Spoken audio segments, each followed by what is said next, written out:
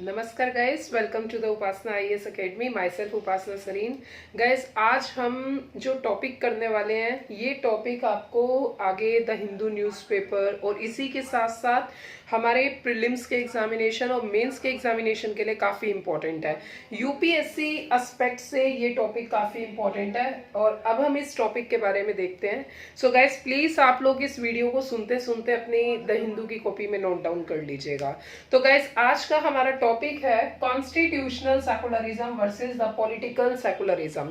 सबसे पहली चीज तो बच्चों को ये पता होनी चाहिए कि कॉन्स्टिट्यूशनल सेकुलरिज्म का मतलब क्या है और पॉलिटिकल सेकुलरिज्म का मतलब क्या है। दोनों का वे डिफाइन होना चाहिए और उसके बाद फिर आप अच्छे से पता लगा सकते हैं कि इसका क्या सॉल्यूशन है और किस तरफ जाना चाहिए। ठीक है। So guys, first we are talking about the constitutional secularism.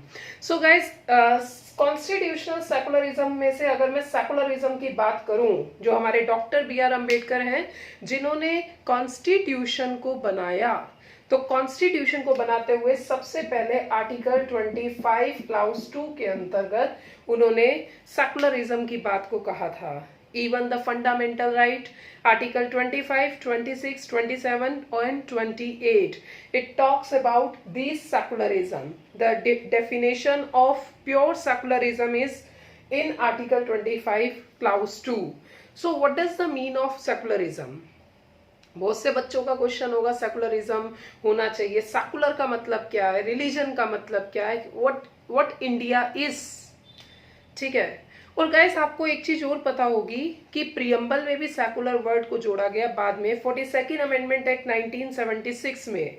तो सेकुलर वर्ड पर सबसे पहले फंडामेंटल राइट में, देन प्रियम्बल में भी था। What is the meaning of secular?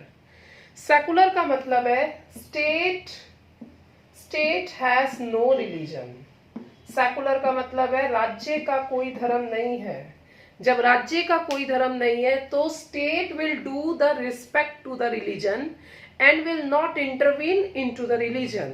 अब इससे हम अगर इंडिया के एस्पेक्ट में बात करें तो भाई, जो स्टेट है, स्टेट को ना तो फॉर एग्जांपल स्टेट और धर्म दोनों की अगर हम बात करें तो राज्य का कोई धर्म नहीं है, राज्य के अंदर धर्म के लोग हैं। डाइवर्सिटी ऑफ इंडिया, कई धर्म के लोग हैं, तो राज्य को धर्म का रिस्पेक्ट भी करना है।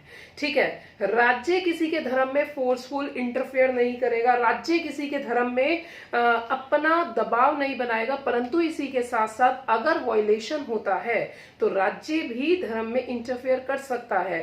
बट ये कहा जाता है, सेकुलरिज्म का सीधा सीधा मतलब है कि राज्य का कोई धर्म नहीं है, राज्य किसी के धर्म में इंटरफेयर नहीं करेगा और इसी के साथ साथ राज्य किसी पर कंपेल नहीं करेगा कि आप इस धर्म को मानो या आप इस धर्म को मत मानो। तो सिंपल सी बात है, the state is obliged for the religion, कि जो भी लोग हैं वो उनको मान रहे हैं तो state have to do the things. Okay, now the next thing is, अब आगे बात करते हैं। तो भाई, एक तरह से बात की जाए तो कॉन्स्टिट्यूशनल सेकुलरिज्म, तो कॉन्स्टिट्यूशनल सेकुलरिज्म का मतलब है the secularism which is defined in the constitution which is guaranteed by the constitution. तो doctor B R. Ambedkar give the guarantee of the constitutional secularism in the article 25, 26, 27, 28. Okay. So this constitutional secularism is good for the country like India. And now we are talking about the present situation.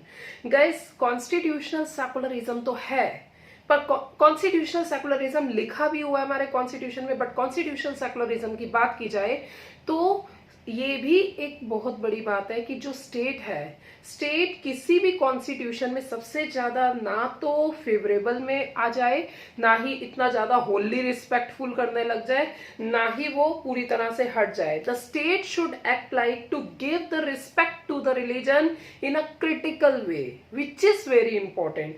So state का जो यहाँ पे role है, that role is a very critical with respect to religion, क्योंकि religion is basically the sentiments of people, और sentiments of people का simple सा मतलब है that is their faith and which is guaranteed by our constitution of India. Okay, and now if we are, this is the first part, the constitutional secularism.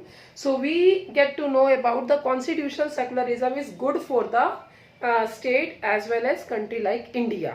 Okay, and state should be act in a critical view with respect to the religion. The state should not be wholly completely give the respect to the religion or not give the respect to the religion. Both the extreme condition is not good for the state, but the state should give the critical respect to the religion. Please note down this point. Now, if we are talking about the political secularism, what is the meaning of political secularism? The political secularism is simply the political opportunistic. Guys, opportunistic का मतलब क्या? Opportunistic means अवसरवादी. ठीक है? तो political secularism is a political opportunistic. What does it mean? It simply means कि कोई भी पॉलिटिकल पार्टी है, वो पॉलिटिकल पार्टी धर्म को छोड़ के अपने इंटरेस्ट का काम करने लग जाए. मतलब रिलीजन जो कि कॉन्स्टिट्यूशन में लिखा हुआ है उसको छोड़ के अपने इंटरेस्ट की बातें करने लगे और रिलीजन को साइड कर दे. That is so called as a political secularism. और अगर मैं पास्ट हिस्ट्री की बात करूं, you can see there are so many example of political secularism. It is for example the rights of women like in Shah Bano case. Okay, and next is you can say the Babri Masjid case.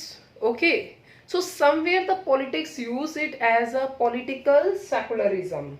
So guys, political secularism is actually not good for the state, and state should be acted in a critical manner with respect to the constitutional secularism. Okay, तो simple सी बात है. Political stretcher की अगर बात की जाए तो political stature, economic stature, social stature, these three stages basically for the welfare of people, and it is the duty of the state to maintain the utmost objective of the state to welfare for the people with respect to maintain the constitutional secularism. Okay, I hope आपको ये video clear हुई होगी. Thank you.